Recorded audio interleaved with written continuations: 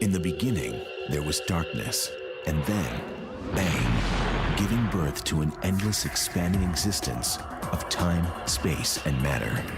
Now see further than we've ever imagined, beyond the limits of our existence, in a place we call the universe. In the distant corners of our solar system, ice giants Uranus and Neptune are violent worlds. Blanketed with smoky hazes, these outer planets are frenzied, turbulent, and unpredictable. Neptune claims the fastest winds in our solar system. Like an apparition, its great dark spot surfaces and vanishes without warning. Uranus's inner swarm of moons dash around the planet in less than a day, and collisions are unavoidable. The most controversial of the far-off planets isn't even a planet anymore. So why was Pluto demoted? The man who killed Pluto makes his case as we explore the outer planets.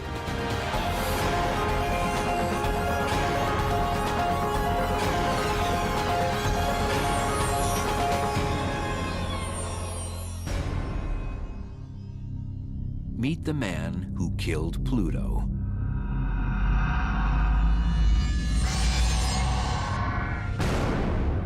Pluto had it coming for a long time.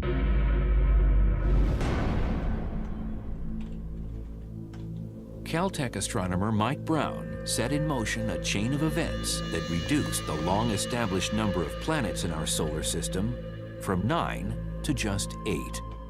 Yet he feels no remorse. There was no way that Pluto could survive its status as the single lonely ice ball, but it was gonna fall, and it certainly fell.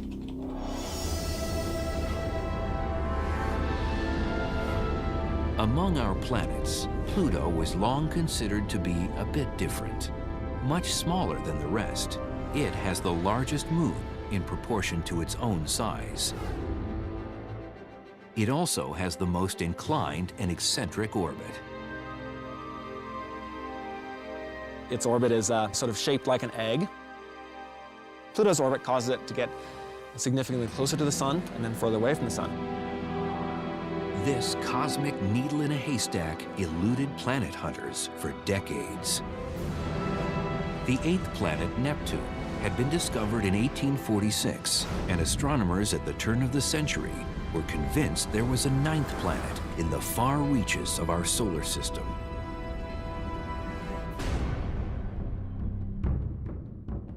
The search for Pluto was started by Percival Lowell at Lowell Observatory. He thought there was a planet X there that was perturbing the orbits of Uranus and Neptune. Before finding the elusive planet, Lowell passed away. But the observatory's research assistant, Clyde Tombaugh, continued his quest. In 1930, at the age of 24, Tombaugh captured an image of an object that seemed to validate Lowell's predictions. The discovery was announced to the world, and the object was given an official name, Pluto. But was Pluto Planet X? Some scientists argued that Pluto was far too small and didn't have enough mass to significantly perturb the orbits of its neighboring gas giants, Uranus and Neptune. Astronomers have since realized that there is no such Planet X. It had been predicted using inaccurate estimates of Neptune's mass. Even though Pluto wasn't Planet X, could it still be classified as a planet? The first term for planet just meant wanderer in the sky. It was the things that moved relative to the stars. So to the ancient Greeks, the moon was a planet, the sun was a planet, the earth was not. Of course, when we realized that the earth is actually going around the sun and that the moon is going around the earth, the definition of planet changed again. Earth became a planet, the sun and the moon were taken away, and there were finally 6. And over time, Uranus was discovered, and Neptune was discovered, so there were 7, there were 8. Although it later proved to be smaller than our moon, Pluto was originally thought to be as large as Mars. So Tombaugh's discovery was anointed as planet number 9. No one really thought much else about it. It was a strange object. It was sort of this lonely oddball at the edge of the solar system, but nothing else to call it, so it was called a planet.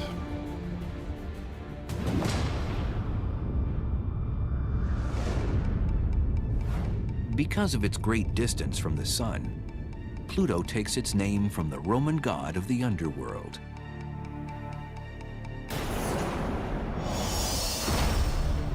At its closest, Pluto is 2.7 billion miles from Earth.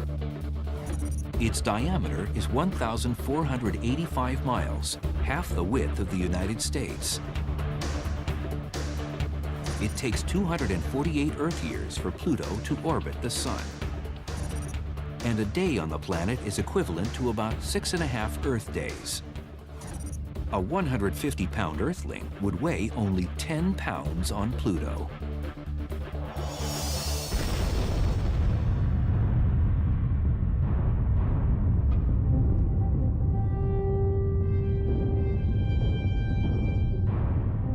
It's a testament to modern technology that we know anything at all about the surface of Pluto.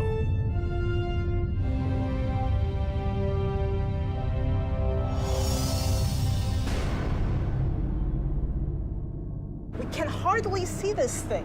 Even with the Hubble Space Telescope, we get maybe 4 pixels across, maybe 12 pixels total.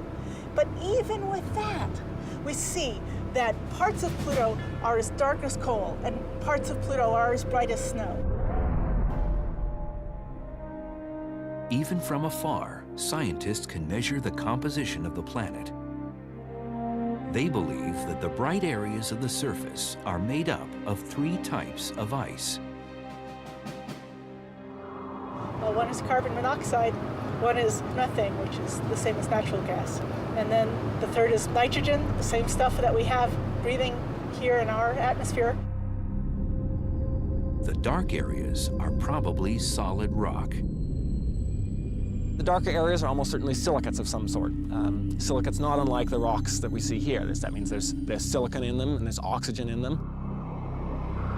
We're up here in Rocky Mountain National Park in Colorado. There's some snow around, there's some rocks around. This is similar to what we're going to see on the surface of Pluto. A traveler to Pluto would find that despite the snowy surface, it is a very dim place. About 30 or 40 times further away from the sun than the Earth is. This means that the sunlight hitting the surface of Pluto is about 1,000 times fainter than it is on the Earth. It's maybe about the same brightness as being outside under a dim street light at night. You could probably, you could take a book, you could probably read it there. Take a headlamp though, take a flashlight, it'd help out.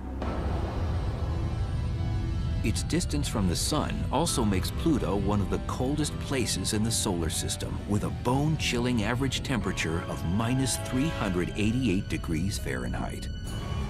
And because of its small size and low density, gravity on Pluto's surface is far weaker than on Earth.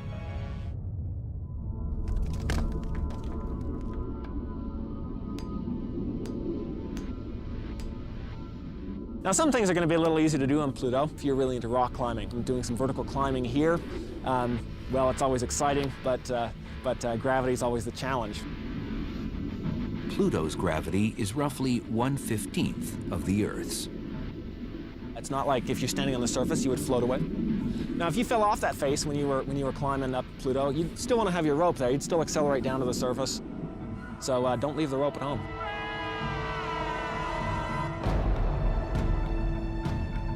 Scientists would love to chip away at the surface of Pluto, because hidden within its rocks is a whole missing chapter in the history of our solar system. Pluto's a great planet. I mean, it's what I think is really great about it.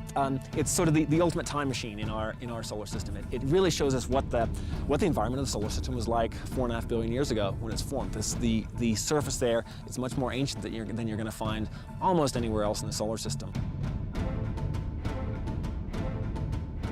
And if you're looking for rock on the Earth has been around for that same time period, 4.5 billion years or so. But if you're looking for rock that's that old on the Earth, you're not going to find it. And that's because the Earth is sort of constantly recycling its material. We have plate tectonics going on that sucks all this material back into the mantle. You have volcanism going on that pumps out new material and processes the surface. So it's really a much younger surface on the Earth compared with the ancient surface that we're going to see on Pluto. The rocks that we're sitting on here have been processed by the high pressures in the Earth. On Pluto, it's more primitive. Primitive, but far from pristine. Pluto is likely riddled with impact craters. Impact craters are caused by asteroids or meteoroids impacting the surface. These are essentially pieces of the solar system that were never made into a planet. Out on the surface of Pluto, you don't have an atmosphere, you don't have glaciers, you don't have wind, you don't have rain, you don't have erosion. And so the one dominant feature that you see on the surface is probably going to be a lot of impact craters. Pluto's pockmarked surface undergoes a transformation as it orbits near the Sun. Under the additional heat, some of the frozen gases evaporate to form a temporary atmosphere. As Pluto recedes from the Sun, the gases freeze again and fall back down to the surface.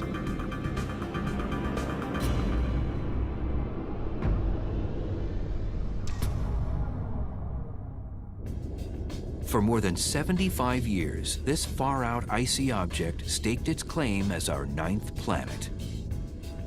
So why is this little piece of snowy rock now causing such controversy? Why was Pluto kicked out of the solar system's most exclusive club?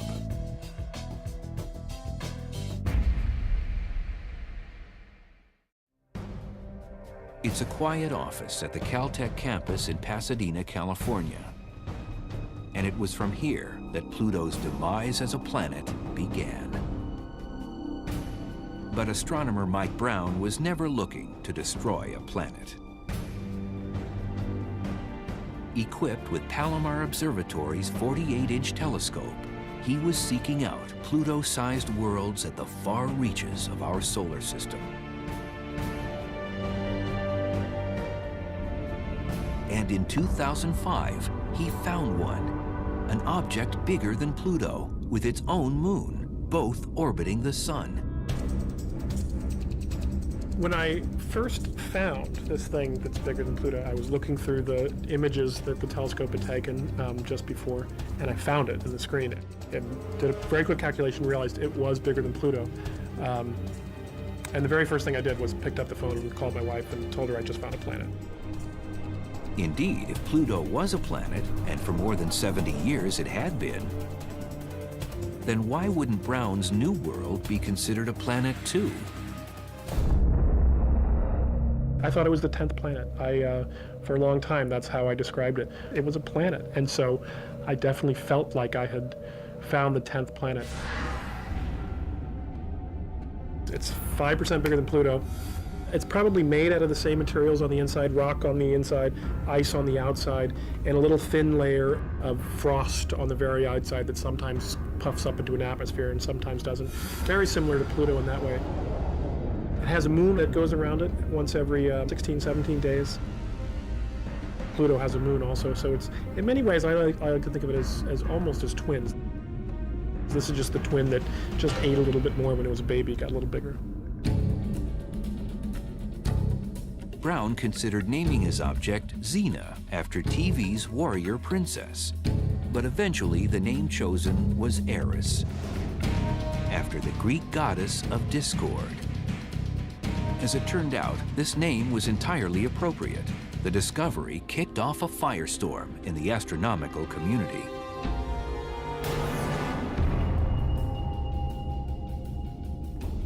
Now, the very definition of a planet was being hotly debated. Would Eris officially become our 10th planet, or would Pluto-sized objects be reevaluated as a whole? The argument was brought to the table in a 2006 meeting of the International Astronomical Union in Prague.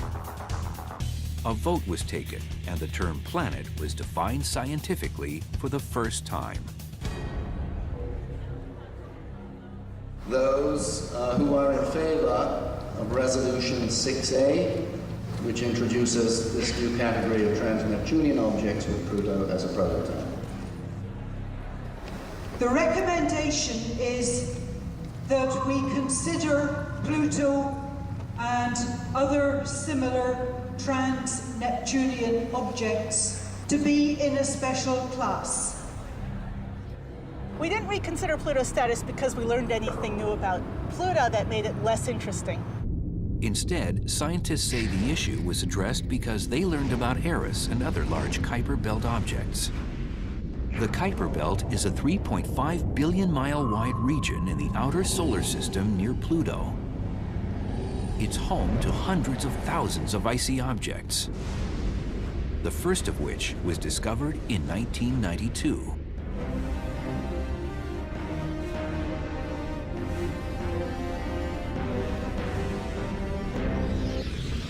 So historically, we've thought of the outer solar system where you've got Uranus and Neptune out there. There are these big gaseous planets, giant planets. And then just beyond that, you've got this little straggler, Pluto, that doesn't really fit into the picture. Well, now when we found all these other Kuiper Belt objects, what we're seeing is that maybe Pluto is really just the first of these many, many bodies of the Kuiper Belt that are this wide diversity of icy, small icy bodies at the outer solar system.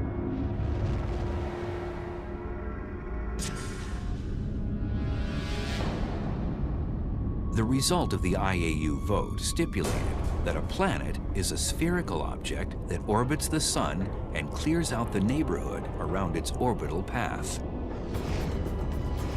Since the area around Pluto is full of other Kuiper Belt objects, the new definition would leave Clyde Tombaugh's great icy discovery out in the cold. Pluto's 76-year reign as the 9th planet was over. Our solar system would now officially consist of only 8 planets. Objects like Pluto and Eris were given the new classification, dwarf planets.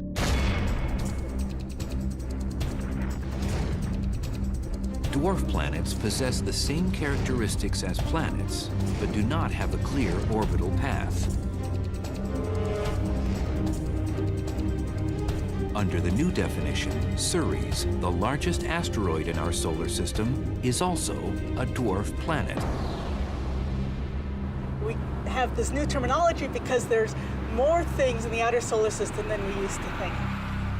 It's like all you could see was one skyscraper, and now all of a sudden you have a whole city in front of you.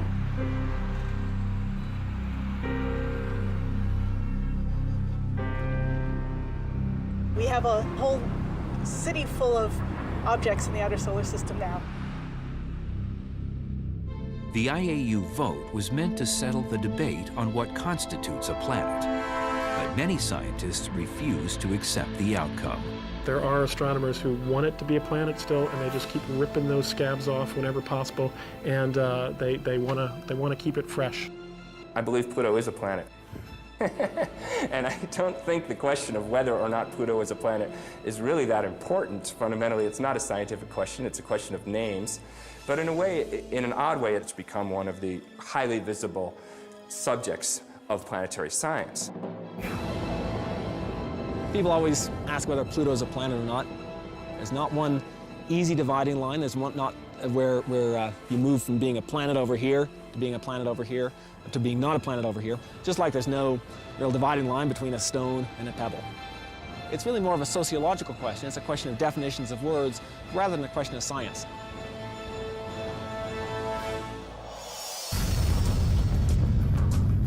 Although no longer officially a planet, scientific interest in Pluto hasn't waned. Even as the vote was being taken in Prague, a NASA spacecraft called New Horizons was already on its way to exploring this far-off world. The New Horizons mission will be the first spacecraft ever to visit Pluto. By going to Pluto, studying Pluto, it's no longer a mission to a singular object, but it's actually a mission to one of a class of objects that we'll get to learn about. But New Horizons needs to travel at warp speed, or a valuable research opportunity to study Pluto's atmosphere will be lost for at least the next 200 years.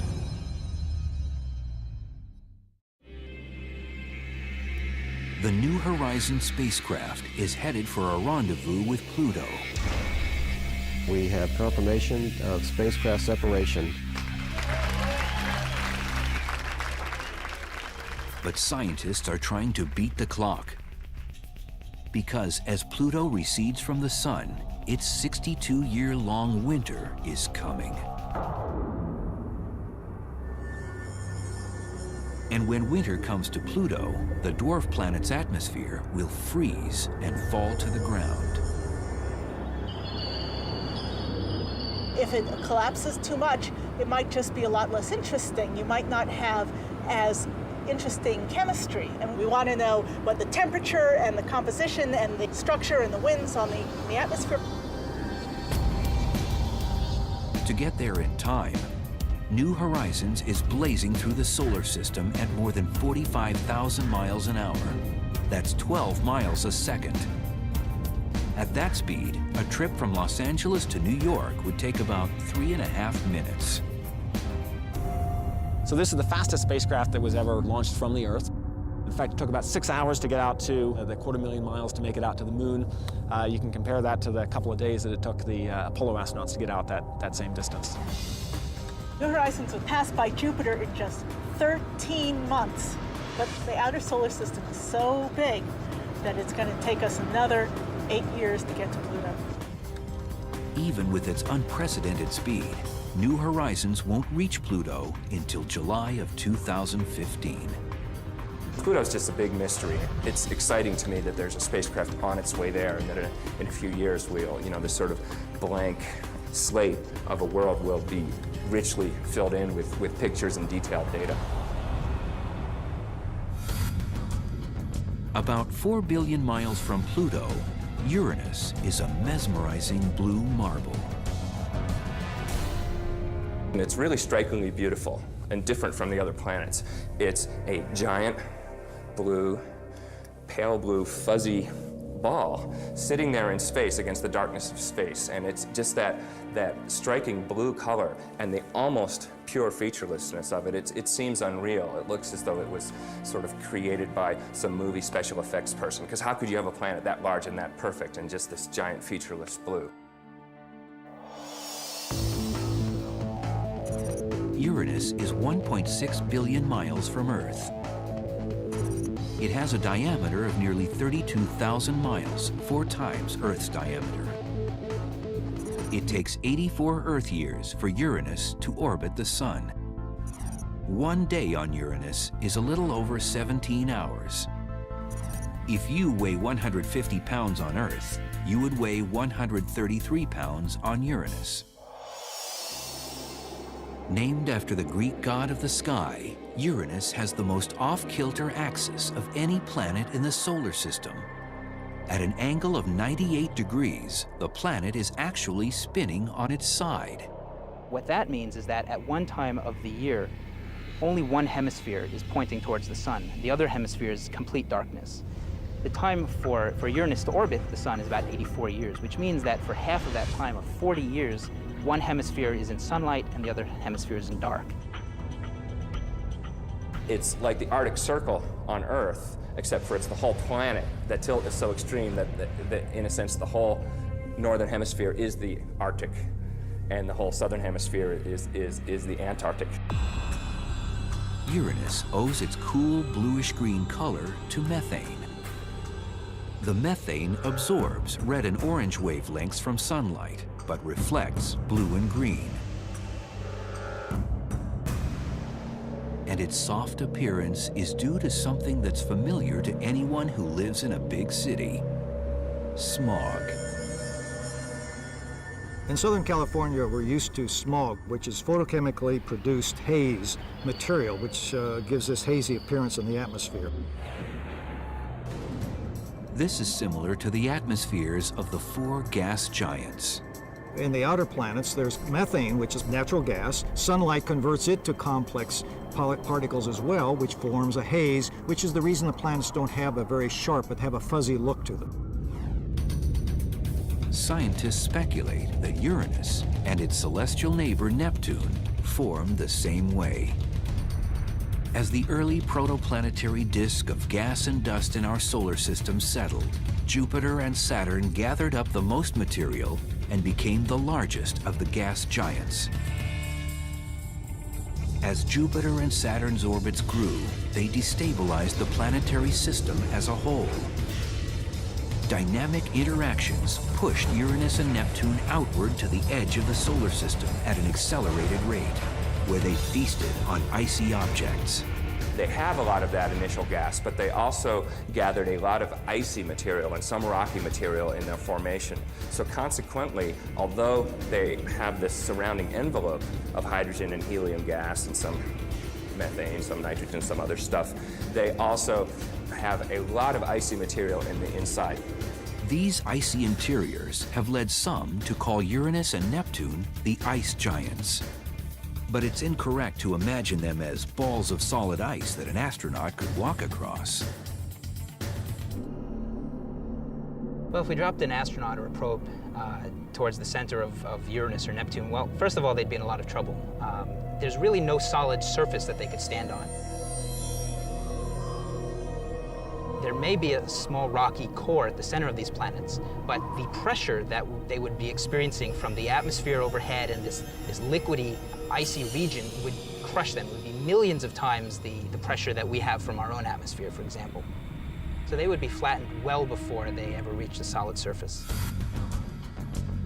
While the other gas giants have wild weather patterns, Uranus seems to be relatively calm, and scientists think they know why.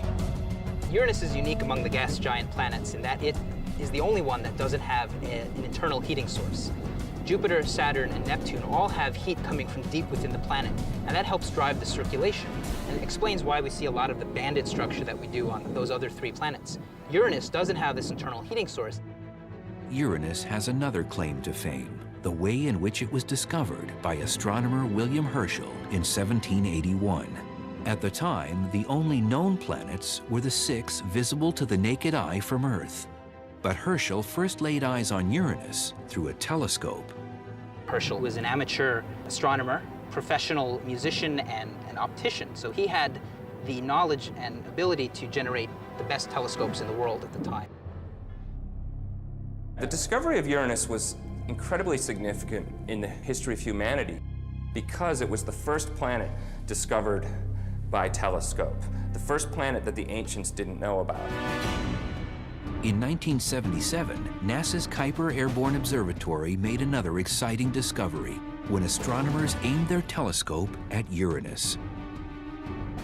They were planning to watch a fairly common astronomical event, the passage of the planet in front of a star. But as Uranus closed in, the star suddenly winked.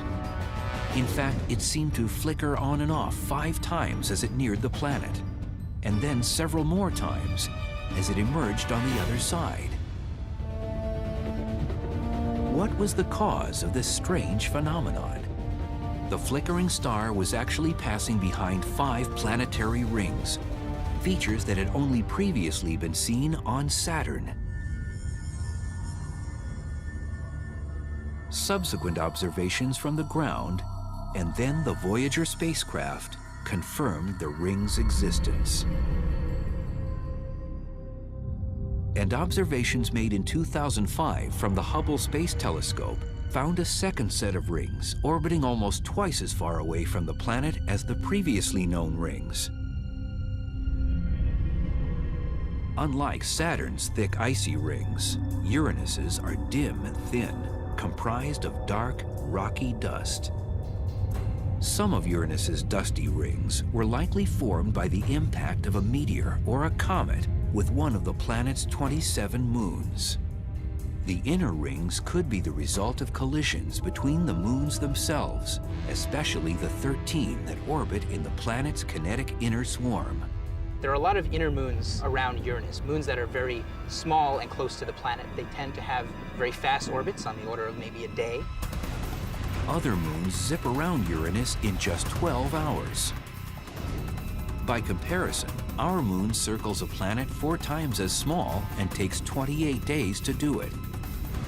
With Uranus's moons speeding around the planet like race cars, it's only a matter of time before 2 of them end up in another cosmic collision.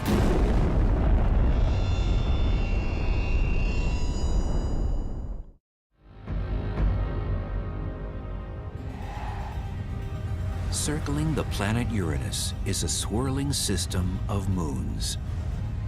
Even within the last decade, substantial changes have been detected in their unruly orbits. Scientists believe it's only a matter of time before 2 of them cross paths. We can be very certain that in a period of a million or a few million years, that some of them will collide with each other. I'm thinking particularly of Cupid and Belinda, which are 2 small moons that happen to be orbiting very close to each other. Traveling at just a few hundred miles apart, scientists expect that at some point, these moons, due to gravitational forces that they impart upon each other, will eventually collide and rip each other apart.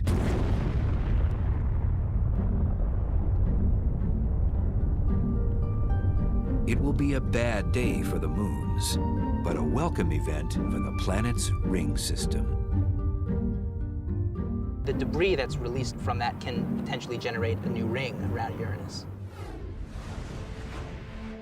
Uranus shares the outer solar system with its sister planet Neptune.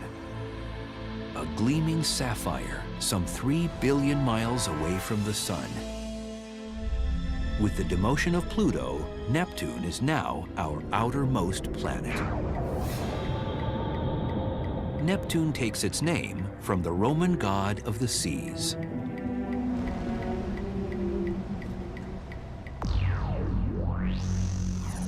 Neptune is 2.68 billion miles from Earth. Measuring roughly 30,000 miles, Neptune's diameter is 4 times that of Earth's. A year on Neptune is equivalent to 165 Earth years, and a day lasts 16.1 hours. If you weigh 150 pounds on Earth, you would tilt the scales at 169 pounds on Neptune. Like all the outer planets, Neptune rotates much faster than Earth, and this rapid spin helps to create violent winds. In fact, the highest winds recorded on any planet in the solar system are on Neptune. You have winds of sometimes over 1,000 miles per hour, and commonly 750 miles per hour, raging in that upper atmosphere. And we're not quite sure why, so there's a little bit of mystery. What puzzles scientists is why Neptune's winds blow even stronger than those on the other outer planets, with speeds 2 to 3 times faster than in Jupiter's blustery Great Red Spot.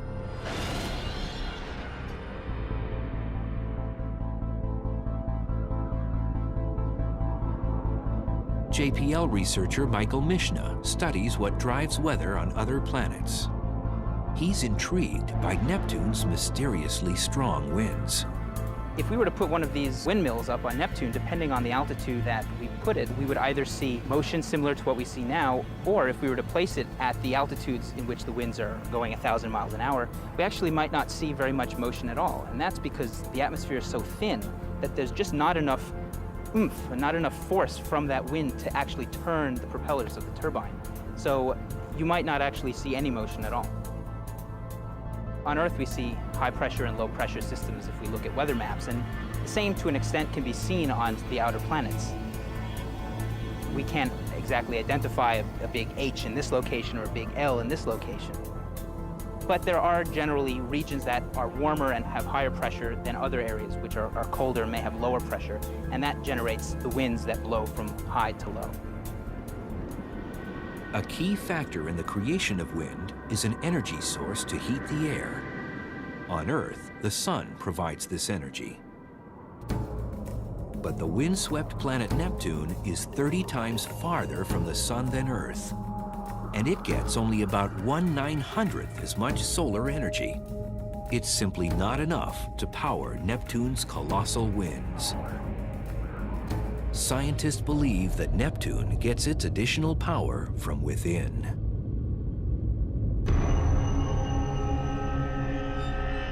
Measurements taken by Voyager 2 showed that Neptune radiates twice as much heat from its interior as it gets from the sun. The highest ratio of heat outflow to inflow of any planet in the solar system.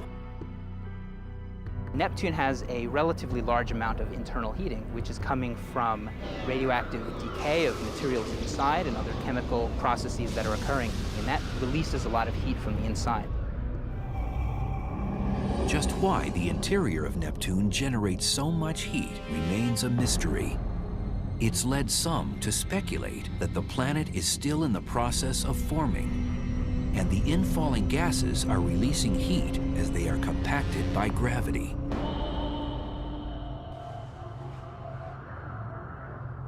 This internal heat source could also explain the convection of gases in Neptune's atmosphere that leads to fascinating cloud patterns. There are many bright white clouds that appear in the atmosphere. There are different regions of very bright and dark banding on the surface, so we'd be able to distinguish different latitudes by the brightness of the bands.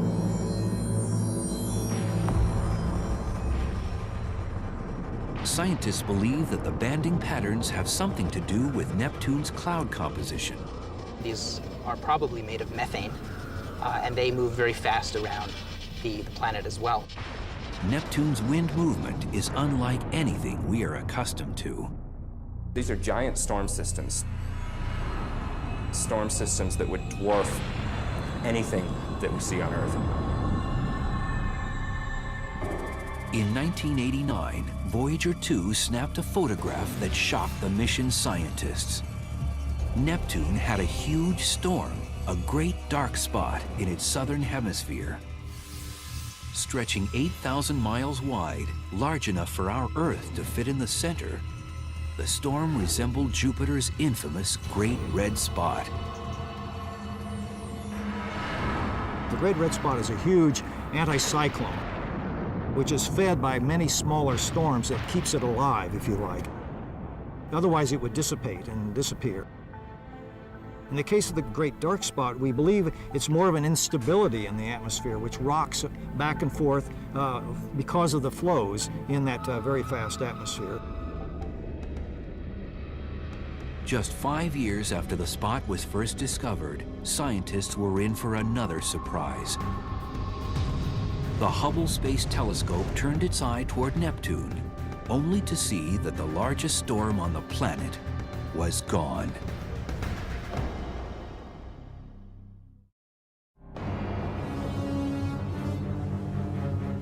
What happened to Neptune's Great Dark Spot? Within a span of 5 years, the largest storm on the planet simply vanished from the southern hemisphere. But that didn't mean the end of megastorms on Neptune. Astronomers using the Hubble Space Telescope observed that a new Great Dark Spot had appeared. But this time in the planet's northern hemisphere. It seems that on Neptune, these storm systems that manifest as these big spots you can see with a spacecraft or a telescope, they sort of come and go on shorter time scales than, say, the Great Red Spot on Jupiter, which has been there for hundreds of years. Not only are these storm systems transient, they're also eccentric. Scientists observed that the size of the Great Dark Spot oscillated by several thousand square miles within a span of just 8 days. The disappearance and reappearance and overall erratic movement make Neptune's storm systems some of the most unpredictable in the solar system.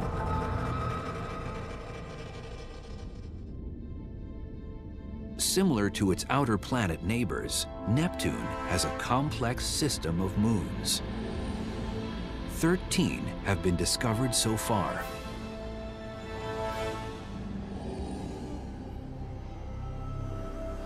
some of Neptune's moons may have originally formed elsewhere in the solar system. Neptune's probably capturing these moons from the vast amount of material that's actually in our solar system beyond the orbit of Neptune and Pluto. There is a lot of very icy bodies, small bodies, planetesimals and other rocky things that pass through our solar system, and other debris. Every so often, some of this debris might collide with each other, and then they get pushed in towards the solar system. Some of these icy bodies end up as comets. But if one is pushed in the right direction at the right time, it can be captured by a planet's gravitational pull, becoming a moon. Neptune's largest moon, Triton, is roughly the size of Earth's moon. It is the coldest object in our solar system ever observed by astronomers, even more frigid than Pluto. Only 40 degrees above absolute zero, about minus 390 degrees Fahrenheit. So cold that the nitrogen, which would normally be in a gaseous form, forms an icy polar cap on this moon. Triton's so cold primarily because the surface is so reflective. About 70% of the light that hits the surface of Triton is reflected back. And with that much light not being absorbed by the planet, it just gets very, very cold. Triton could well be similar in composition to Pluto. We see ices on the surface there. One of the fascinating things that we see on the surface of Triton are actually plumes, essentially volcanoes. We see these plumes. We've actually seen them coming out in real time with the Voyager spacecraft when it went past Neptune and Triton. Unlike Earth's volcanoes, Triton's geyser-like eruptions spew a mixture of liquid nitrogen, methane, and ammonia. And an upsurge instantly freezes as it rockets 5 miles high into its thin atmosphere. Once airborne, the ice can be carried along for miles by winds in the atmosphere before snowing back down onto the surface.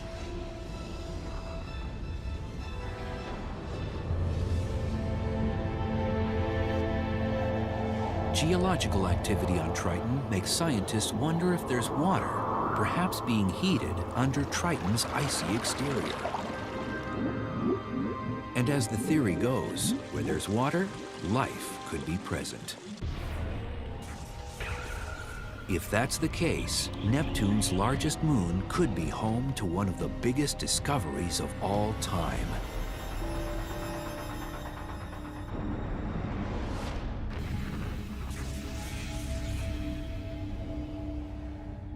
But due to planning and transit times, it will be at least 2 decades before we approach Uranus or Neptune again. We've had discussions, but there are no current plans. We could with Voyager, where we just had a brief flyby, and we managed to collect a lot of discovery. But in fact, we need to get back to pursue those discoveries. In the meantime, scientists will be focused on new horizons as it rockets even closer to Pluto. On board, in addition to a cluster of scientific instruments, is a small canister of ashes. Those of Pluto's discoverer, Clyde Tombaugh, who died in 1997 at the age of 90. I'm not involved in New Horizons missions at all, but I can tell you from my point of view why I'm very excited about it. We really don't have any good ideas of what the actual features on the surface of Pluto are going to be like. That's why these small-scale pictures, getting actual close-ups, is going to be so important. As spacecraft, probes, and telescopes are sent to the far reaches of our celestial neighborhood, we come one step closer to deciphering the expansive universe. Our technology and our imaginations can help bring these far-off alien worlds to life. As we look at them with awe and wonder, we can only fathom what unexplored mysteries lie deep within.